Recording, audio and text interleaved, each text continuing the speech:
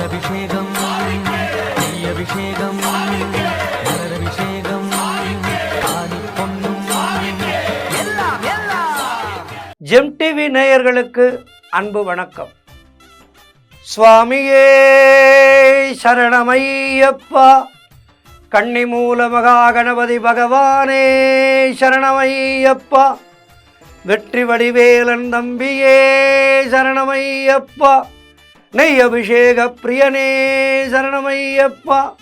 அற்புதமான இந்த சரண கோஷம் கார்த்திகை மாதம் தொடங்கி நம் காதுகளிலே அனுதினமும் ரீங்காரமிட்டு கொண்டிருக்கின்றது. எல்லா இடங்களிலும் பார்க்கின்றேன், நிறைய பூஜைகள் நடைபெற்று கொண்டிருக்கின்றது. இந்த ஆண்டு பக்தர்கள் லட்சக்கணக்கிலே சபரிமலையிலே காத்திருக்கின்றார்கள் ஐயன் ஐயப்பனை காண. அனுதினமும் கூட்டம், லட்சக்கணக்கிலே கூட்டம்.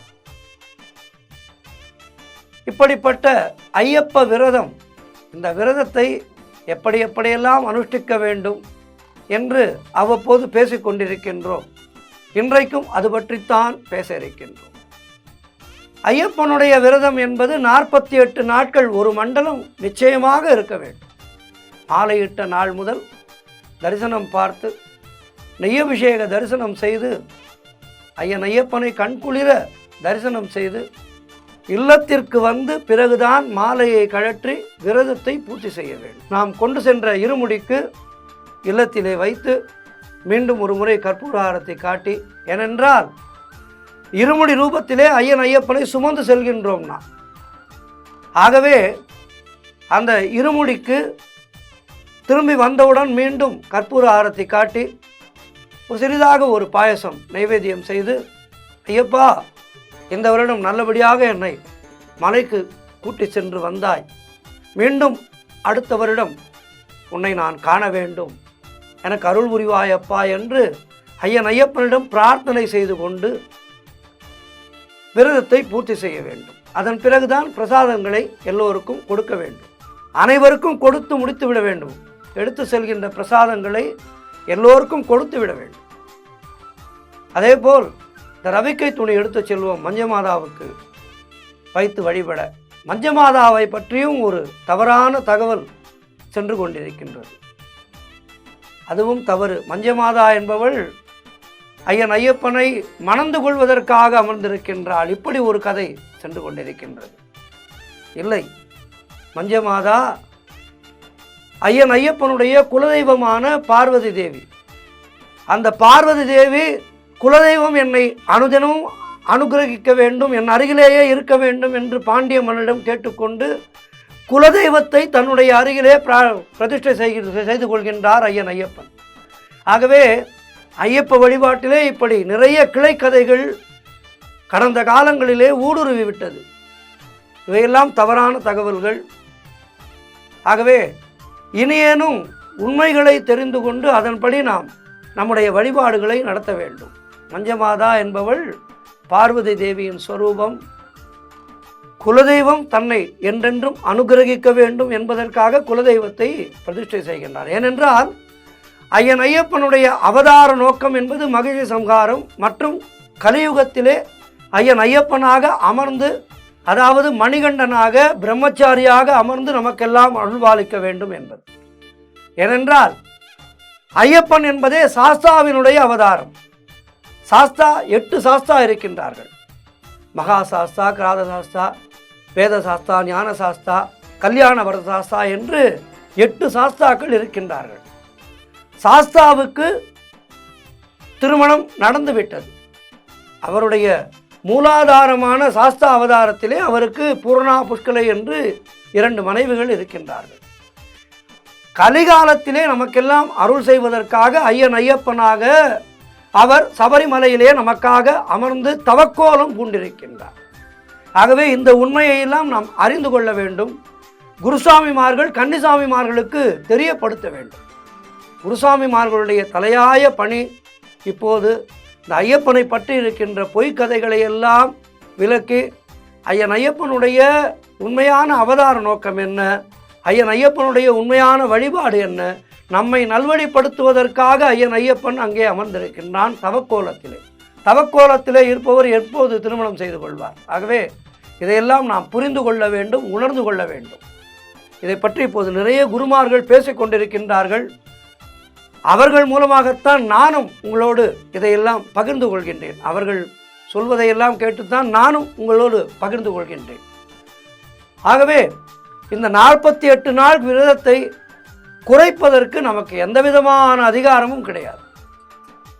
சபரிமலைக்கு செல்ல வேண்டும் என்று உங்கள் மனதிலே ஐயப்பன் ஒரு விதை போட்டு விட்டார் என்றால்தான் உங்களால் மலைக்கு போக வேண்டும் என்கின்ற எண்ணமே உதிக்கும். ஆகவே அவன் அருள் இல்லாமல் நாம் சபரிமலைக்கு செல்ல முடியாது.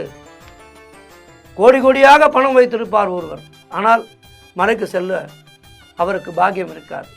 ஆனால் அன்றாட ஜீவனத்துக்கே சிரமப்படுகின்ற ஒருவர் கார்த்திகை தொடங்கினால் மாலை போட்டு விடுகின்றார். குறைந்தபட்சம் எவ்வளவு எளிமையாக சென்று வருவதென்றாலும் 5000 ரூபாய் இல்லாமல், நான் சொல்வது சென்னையிலிருந்து 5000 ரூபாய் இல்லாமல் மலைக்கு சென்று வர முடியாது. ஆனால் அன்றாட வேலை செய்து பிழைப்பவர் கூட ஐயப்பன் மேல் இருக்கின்ற பக்தியினாலே மாலை போடுகின்றார். அவருக்கு ஐயப்பன் அனுகிரகம் செய்கின்றார். ஏதோ ஒரு வகையிலே அவருக்கு அனுகிரகம் செய்து அவருக்கு தரிசனம் கொடுத்து அவருடைய குடும்பத்தை ரட்சிக்கின்றார். ஆக ஐயப்பன் கலியுக வரதன், கண்கண்ட தெய்வம். அதனால்தான் எந்த ஒரு ஆலயத்திலும் இல்லாத ஒரு சிறப்பு சபரிமலையிலே இருக்கின்றது. 18 படி ஏறி ஐயப்பனை தரிசனம் செய்வதற்கு முன்பாக அங்கே அழகாக எழுதியிருக்கும் தத்துவமசி. தத்துவமசி என்றால் என்ன? நீயும் கடவுள், நானும் கடவுள். அதனால்தான் சாமி என்று அழைக்கின்றோம். ஐயப்ப சாமிக்கென்ன மாலை போட்ட பின் நாமும் ஐயப்பன் ஆகிறோம். சுவாமி சரணம் என்பதனாலே நாமும் சுவாமி ஆகிறோம். ஆம், ஐயப்பனை சரணகோஷம் போட்டு போட்டு அவனுடைய பக்தியிலே திளைத்து நாமும் சுவாமி ஆகின்றோம். அந்த சுவாமி என்பதற்கான உண்மையான அர்த்தம் என்ன? கருணையோடு இருக்க வேண்டும், அன்பாக இருக்க வேண்டும், எல்லோருக்கும் நல்லது செய்ய வேண்டும், தீய எண்ணங்கள் மனதிலே வரக்கூடாது, குறிப்பாக கெட்ட பழக்கங்களை வைத்துக் கொள்ளக்கூடாது.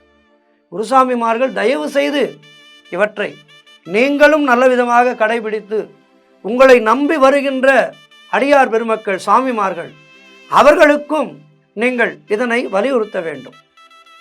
என்னை 33 ஆண்டுகளாக அழைத்து செல்கின்றார் கோட்டீஸ்வரன் குருசாமி என்பவர். மிகவும் பொறுமைசாலி, மிக மிக பொறுமையானவர். யாரையும் ஒரு வார்த்தை கடிந்து பேச மாட்டார். எல்லோருக்கும் நல்லது நினைக்கின்ற நல்ல குணம். இப்படி குருசாமிமார்கள் என்பவர்கள் அப்படி இருந்து அவரை நம்பி வருகின்ற சாமிமார்களுக்கும் அவருடைய குணங்களை அளிக்க வேண்டும். குருசாமி மாதிரி இருக்கணுங்க.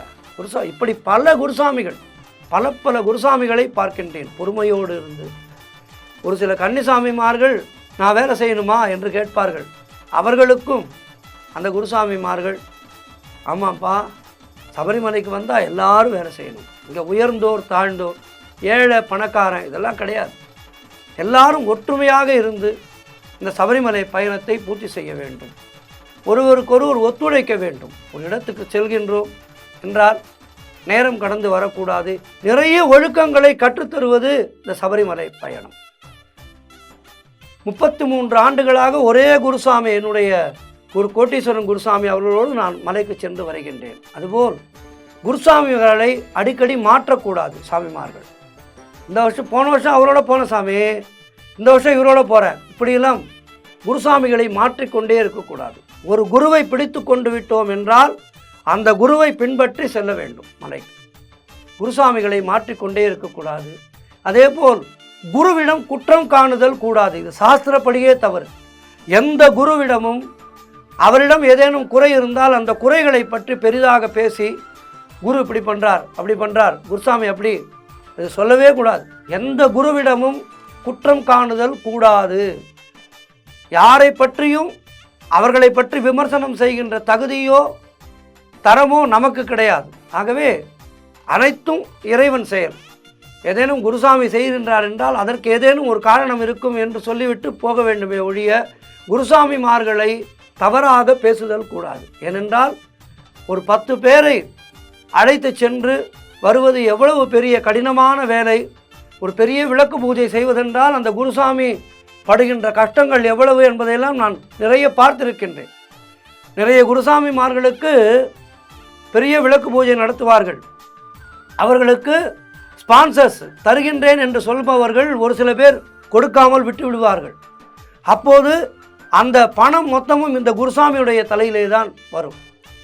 அவர் எப்படி அந்த பணத்தை, அவரும் நடுத்தர குடும்பத்தை சேர்ந்தவராக இருப்பார். இப்படி நான் நிறைய குருசாமிகளை பார்த்திருக்கின்றேன்.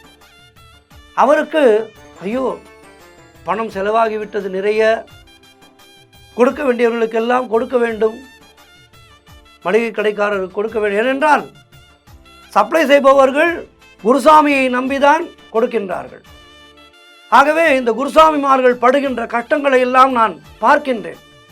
அதனால் சொல்கின்றேன், தயவு செய்து குருசாமிமார்களை நிந்தித்து பேசாதீர்கள், அவர்களிடம் குற்றம் குறை காணாதீர்கள். ஒரு குருவை பற்றி கொண்டால் அந்த குருவோடு தொடர்ந்து பயணம் செய்யுங்கள். அவரிடம் இருக்கின்ற நல்ல விஷயங்களை எல்லாம் எடுத்துக்கொள்ளுங்கள். யாருமே இந்த உலகத்திலே 100% நல்லவர்கள் கிடையாது. அதேபோல் யாருமே 100% கெட்டவர்கள் கிடையாது. எல்லோரிடமும் ஏதேனும் ஒரு குறை இருக்கும். இறைவனுக்கே அப்படித்தான். அப்படி இருக்கும்போது ஸ்ரீராமரையே திட்டுபவர்கள் இருக்கின்றார்கள். கருணை கடல் அவன்.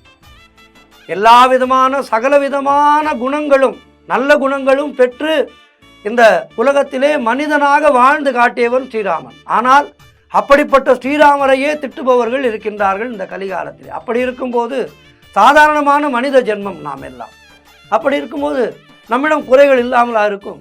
ஆகவே தயவு செய்து குருசாமிமார்களிடம் குறைகளை கண்டு அவர்களை ஏளனமாக பேசாதீர்கள், அவர்களை ஏசாதீர்கள். இவையெல்லாம் நமக்கு பாவங்களை கற்றுத்தரும், நமக்கு பாவங்களை, பெரும் பாவத்தை பெற்றுத்தரும். ஆகவே தயவு செய்து இவற்றையெல்லாம் செய்யாதீர்கள். சரி, அடுத்து பூஜை செய்வது. இந்த பூஜை செய்வது நிறைய பேர் நினைத்து கொண்டிருக்கின்றார்கள், மலைக்கு மாலை போட்டு விட்டால் பெரிதாக பூஜை செய்ய வேண்டும், அதற்கு பணம் வேண்டும். நிறைய பேர் நடுத்தர வர்க்கத்தை சேர்ந்தவர்கள், நான் முன்பே சொன்னது போல் அன்றாடம் வேலை செய்து உழைப்பவர்கள், இப்படிப்பட்ட பலர்தான் மலைக்கு மாலை போடுகின்றார்கள். ஆகவே நிறைய பணம் இருப்பவர்கள், வசதி இருப்பவர்கள் போடுகின்றார்கள் பூஜை. சரி, அது ஆனந்தமாக போடட்டும். நிறைய பூஜைகள் நான் போயிருக்கின்றேன். இப்படி நடுத்தர வர்க்கம் மற்றும் அதற்கும் கீழே இருப்பவர்கள் பூஜை போட்டுத்தான் ஆக வேண்டும் என்று கட்டாயம் இல்லை. தயவு செய்து இதனை புரிந்து கொள்ளுங்கள். எந்த குருசாமியும் இதை சொல்ல மாட்டார், நீ பூஜை போட்டு தான் ஆகணும் என்று எந்த குருசாமியும் சொல்ல மாட்டார். ஆகவே என்ன செய்ய வேண்டும் என்றால், இந்த மண்டல காலத்திலே அருகிலே நடக்கின்ற பூஜைகளுக்கெல்லாம் கலந்து கொள்ளுங்கள். கடன் வாங்கி தயவு செய்து பூஜை செய்துவிட்டு அதன் பின்பு ஐயப்பனை குற்றம் சொல்லாதீர்கள். சரியா? கடன் வாங்கி பூஜை செய்துவிட்டு ஐயப்பனை குற்றம் சொல்லாதீர்கள். ஐயப்பன் கடன் வாங்கி பூஜை போட சொல்லவில்லை. ஐயப்பனுக்கு சிறிது பால் நைவேத்தியம் செய்தால் போதும் அனுதினம், அல்லது கல்கண்டு அல்லது திராட்சை அனுதினமும். ஆனால் ஏதேனும் ஒன்றை நாம் ஐயப்பனுக்கு நைவேத்தியமாக படைக்க வேண்டும். ஏனென்றால் இந்த 48 நாட்களும் ஐயப்பன் நம்மோடு இருக்கின்றான், நாம் தரும் உணவை ஏற்றுக்கொள்கின்றான். ஆகவே இந்த 48 நாட்களும் நிச்சயமாக ஏதேனும் ஒன்று உங்களால் முடிந்தது. கீதையிலே பகவான் சொல்கின்றார், 2 துளசி எடுத்து கிருஷ்ணார்ப்பணம் என்று எனக்கு சமர்ப்பணம் செய், நான் பெற்றுக்கொள்கின்றேன் என்று சொல்கின்றார். அதுபோல் ஐயப்பனும் நாம் மனம் கனிந்து அவன் மேல் பூரணமான பக்தியோடு தருகின்ற கல்கண்டு, சிறிதளவு பால், சிறிதளவு திராட்சை, இப்படி ஏதேனும் ஒன்றை அனுதினமும் நைவேத்தியம் செய்யுங்கள். 108 சரண கோஷம் நிச்சயமாக போடுங்கள். உங்களுக்கு ஓரளவுக்கு சமஸ்கிருதம் வருகின்றதா? அந்த அஷ்டோத்திரம், ஓம் மகாசாஸ்திரே நமக, ஓம் மகாதேவாய நமக, ஓம் மகாதேவசுதாய நமக, ஓம் அவ்யாய நமக, ஓம் லோகஹர்த்ரே நமக, ஓம் ரோகபத்ரே நமக, ஓம் ரோகஹந்த்ரே நமக, ஓம் பராத்பராய நமக, இந்த அஷ்டோத்திரங்களை சொல்லி, அஷ்டோத்திரத்துக்கு மிகவும் மகிழ்பவன் ஐயப்பன். ஆகவே இந்த அஷ்டோத்திரங்களை சொல்லி ஐயப்பனுக்கு பூஜை செய்யுங்கள். அல்லது நமஸ்கார ஸ்லோகங்கள், ஆஸ்யாம கோமல விசாலதனம் விசித்திரம் வாசோ வசாலனம் அருணோத்பல தாமஹஸ்தம் உத்துங்கரத்னமகடம் குடிலாத்ரகேசம் சாஸ்தாரம் இஷ்டவரதம் ஜனம் பிரபத்தே சுவாமியே சரணமையப்பா லோகவீரம் மகாபூஜ்யம் சர்வரக்ஷாகரம் விபும் பார்வதி ஹிருதயானந்தம் சாஸ்தாரம் பிரணமாமியகம் சுவாமியே சரணமையப்பா. எதற்கு இதை சொல்கின்றேன் என்றால், இந்த நமஸ்கார ஸ்லோகங்கள் எல்லாம் மிக கடுமையான சமஸ்கிருத ஸ்லோகங்கள் அல்ல. நானும் சமஸ்கிருதம் அறிந்தவன் அல்ல. நான் எப்படி சொல்கின்றேன்? பழக்கம். ஆகவே இந்த நமஸ்கார ஸ்லோகங்களை எல்லாம் பயின்று கொள்ளுங்கள். பயின்று கொண்டு இவற்றை சொல்லி அனுதினமும் நமஸ்காரம் செய்யுங்கள். குருவே துணை என்று குருவினுடைய பாதம் பற்றி இந்த சபரிமலை பயணத்தை மேற்கொள்ளுங்கள். ஐயன் ஐயப்பனுடைய பரிபூர்ணமான அனுகிரகம் நமக்கு மட்டுமல்லாமல் நம்முடைய குடும்பத்தையே காத்து ரட்சிக்கும். பல பல பக்தர்களை பார்த்திருக்கின்றேன். நிறைய அடுத்தடுத்து உங்களுக்கு இந்த மண்டல காலத்திலே பேச இருக்கின்றேன். ஆகவே ஐயன் ஐயப்பன் கருணா சமுத்திரம். மிக எளிமையான பூஜா முறைகள் ஐயன் ஐயப்பனுக்கு. ஆகவே இந்த எளிய பூஜை முறைகளை எல்லாம் ஏற்று அன்னதானங்களிலே கலந்து கொள்ளுங்கள். அன்னதானத்துக்கு உங்களால் முடிந்த உதவிகளை செய்யுங்கள். சரீர ஒத்தாசை செய்யுங்கள், பரிமாறுங்கள், பூஜைக்கு உதவி செய்யுங்கள். இவையெல்லாம் செய்ய செய்ய நம்முடைய மனமானது பூரணத்துவம் பெறும். அதுதான் ஐயப்ப வழிபாட்டினுடைய உச்சம். நாமும் ஐயன் ஐயப்பனை போல் சாமியாக மாற வேண்டும் என்பதுதான் இந்த ஐயன் ஐயப்பனுடைய பூஜையிலே இருக்கின்ற உச்சபட்சம். நம்முடைய ஆத்மாவானது ஐயன் ஐயப்பனோடு கலந்து விட வேண்டும். இதுதான் நாம் தேங்காய் எடுத்து தேங்காயிலே நெய் நிரப்பி செல்வதற்கான அர்த்தம். இப்படி பல பல அர்த்தங்கள் விசேஷங்கள் இருக்கின்றது. வரிசையாக நிறைய பார்க்கலாம். சுவாமி சரணம். மாலையிட்டிருக்கின்ற சாமிமார்கள் எல்லோருக்கும் நல்ல திவ்ய தரிசனம் கிடைக்க வேண்டும் என்று பிரார்த்தித்துக் கொள்கின்றேன். மீண்டும் நாளை சந்திக்கின்றேன். நன்றி, வணக்கம்.